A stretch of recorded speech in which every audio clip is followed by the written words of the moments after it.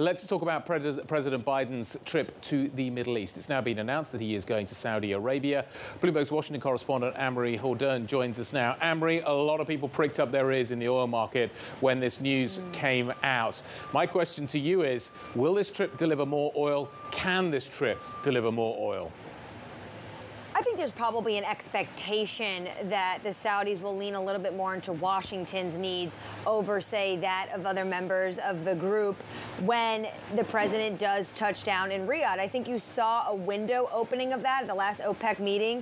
The Saudis really carefully thread this needle between making sure that Russia, part of OPEC Plus, will sign on to this agreement, but at the same time, for the first time since the White House has been asking since August of 2021 to pump more oil, that they have finally acquiesced and heeded those calls. So that was really an olive branch and a first step.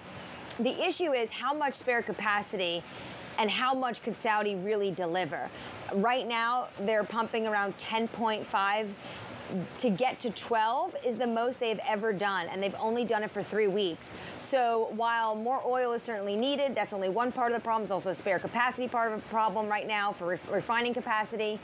Will going to Saudi Arabia fix $5 a gallon of gasoline? Not quite yet. Yeah. And Annmarie, I mean, I think that that's a good point about the 3 million barrels, 12 million barrels a day for 3 months. And it feels like it's optics versus reality. For weeks, excuse me. It's optics versus reality, right? Does it matter if the Saudis can't actually deliver that? Because even if they could, it necessarily wouldn't help the prices at the pump. But the optics of what Biden wants to accomplish during this meet.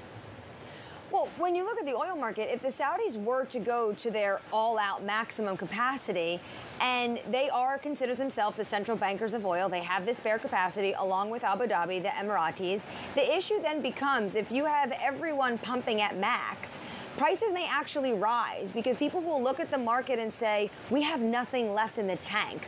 Where can we turn when potentially there's more demand in China, et cetera? That's one part of the issue.